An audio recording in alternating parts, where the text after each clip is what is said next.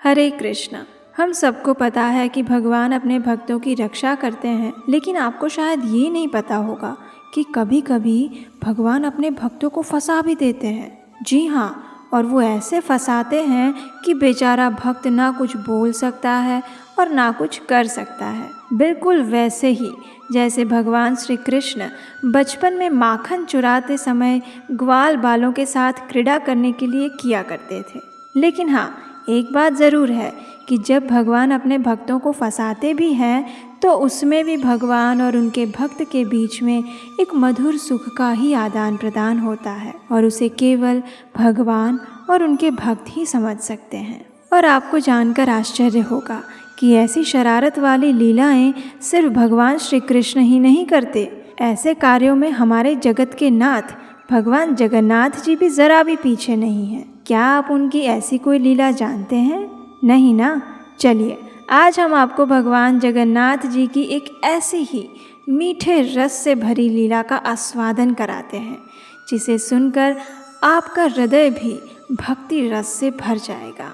ये कथा एक ऐसे भक्त की है जो रहते तो है जगन्नाथपुरी धाम में, लेकिन भगवान जगन्नाथ के साथ उनका आदान प्रदान एक मित्र के रूप में है, जिनके साथ कई बार भगवान जगन्नाथ एक बालक के रूप में खेलने भी आते हैं और कभी कभी उनकी सेवा करने के लिए भी आते हैं। जी हाँ, हम बात कर रहे हैं भगवान जगन्नाथ के परम भक्त रघुदास की। रघुदास अत्यंत सरल और बालक के समान स्वभाव वाले भक्त थे। वे पुरी में सिंह द्वार के पास रहते थे। उनकी भक्ति और जगन्नाथ जी के साथ उनके साख्य भाव के आदान प्रदान के विषय में सभी लोग जानते थे। सभी लोग उन्हें आदर और सम्मान देते थे, लेकिन रघुदास को इनसे कोई फर्क नहीं पड़ता। उनके लिए तो उनकी दुनिया बस उनके जगन्नाथ जी तक ही सीमित थी। अब आप तो जानते ही हैं कि जय गौर से कृष्ण से जगन्नाथ। अब जब तीनों एक ही हैं तो तीनों की प्रवृत्तियां भी तो एक जैसी ही होगी ना। तो बस एक दिन ऐसा ही हुआ।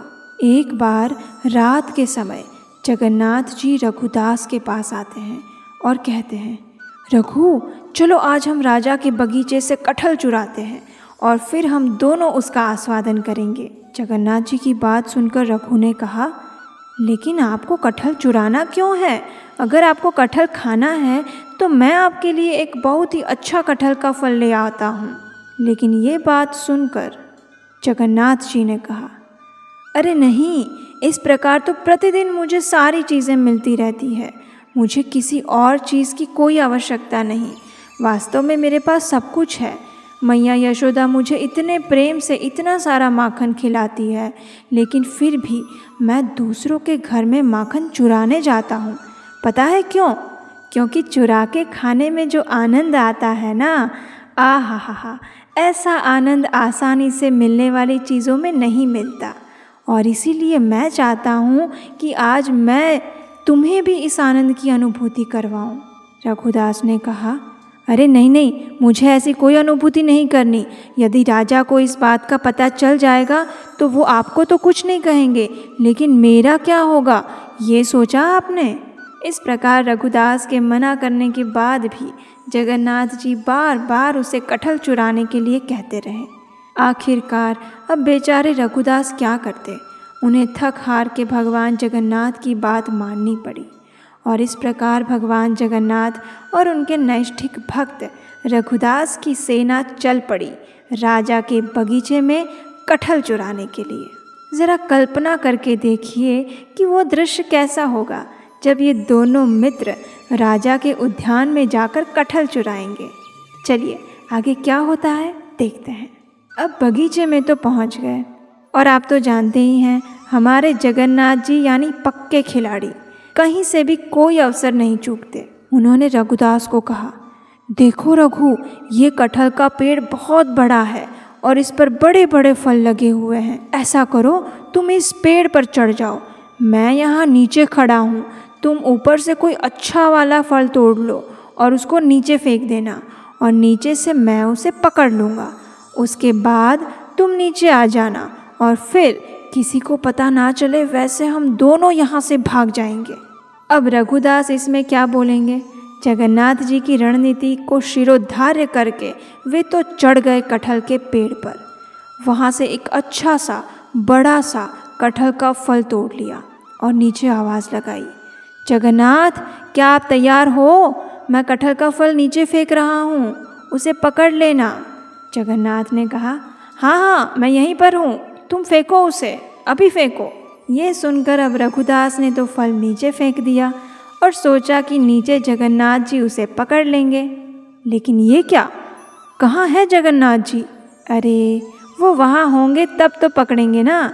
धड़ाम से वो कटहल का फल नीचे ज़मीन पर गिरा, ज़ोर से आवाज़ आई और फल 2 हिस्सों में टूट गया। जब राजा के सिपाहियों ने ये आवाज़ सुनी तो उन्हें पता चल गया कि ज़रूर कोई कटहल का फल चुराने के लिए बगीचे में घुसा है। वे सब दौड़ते दौड़ते वहाँ आ गए और अब यहाँ का दृश्य देखा तो उन्हें विश्वास ही नहीं हो रहा था।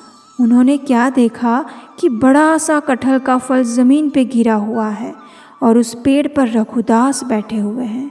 सिपाहियों ने तुरंत जाकर राजा को सूचना देते हुए कहा कि हे राजा, आश्चर्य के साथ हमें आपको सूचित करना पड़ रहा है कि आपके बगीचे में आज रघुदास कटहल का फल चुराने के लिए आए थे और अभी भी वो वहाँ पेड़ पर बैठे हुए हैं। ये सुनकर राजा को भी आश्चर्य हुआ कि रघुदास कटहल चुराने के लिए कैसे आ सकते हैं, और ये सोचते हुए राजा तुरंत वहाँ पहुँच गए। वहाँ जाकर उन्होंने देखा तो सच में रघुदास अभी भी पेड़ पर बैठे हुए थे और नीचे में कटहल का टूटा हुआ फल पड़ा था। राजा ने रघुदास को नीचे आने के लिए कहा। जब रघुदास पेड़ से नीचे आए तो राजा ने उनसे कहा, हे मेरे प्रिय और परम भक्त रघुदास, अगर आपको कटहल खाने की इच्छा थी तो आपने इतनी रात को यहाँ मेरे बगीचे में आने का कष्ट क्यों किया? यदि आप कहते तो मैं इस फल को आपके घर पर भिजवा देता। अब रघुदास क्या उत्तर देते। उन्होंने राजा को जगन्नाथ जी का सारा वृत्तांत कह सुनाया कि किस प्रकार जगन्नाथ जी ने उन्हें इस प्रकार चोरी करने के लिए कहा था और फिर वे ही वहाँ से गायब हो गए। ये सुनकर राजा और सिपाही सभी लोग हंसने लगे। सभी लोगों ने रघुदास के साथ भगवान जगन्नाथ की इस मधुर लीला का आनंद लिया और अनेक दिनों तक भगवान की चोरी की इस कथा की चर्चा पूरे नगर में होती रही। एक बार जब रथ यात्रा के समय सारी तैयारियां हो गई थी, भगवान जगन्नाथ जी, बलदेव जी और सुभद्रा मैया अपने अपने रथों पर सवार हो चुके थे। राजा ने भगवान जगन्नाथ के रथ के सामने झाड़ू मारने की पहिंद विधि भी कर ली थी। चारों ओर शंख, मृदंग, करताल बज रहे थे और जैसे जगन्नाथ जी का रथ खींचने लगे तो वो रथ हिला ही नहीं। अनेक बलशाली लोगों को लगाया गया और यहाँ तक कि रथ को खींचने के लिए अनेक हाथी को भी बुलाया गया, लेकिन जगन्नाथ जी का रथ 1 इंच भी नहीं हिला। अंत में राजा ने रघुदास को बुलाया। रघुदास ने रथ पर जाकर भगवान जगन्नाथ जी के कानों में जाकर कुछ कहा और उसके बाद तुरंत रथ चल पड़ा। रघुदास भगवान जगन्नाथ जी के अत्यंत प्रिय भक्त थे, जिनके पास भगवान अनेक बार अपने प्रेम का प्रत्यक्ष आदान प्रदान करने आते रहते थे। ऐसे भक्तों की कथा का श्रवण भी हमें भक्ति मार्ग में अग्रसर करता है। इसलिए भगवान और उनके भक्तों की ऐसी ही रस में डूबी हुई कथाओं का आस्वादन करने हेतु इस चैनल को सब्सक्राइब कीजिए, जिससे कि भगवान की कथाओं की ये अमृत धारा निरंतर आपको मिलती रहे। हरे कृष्ण।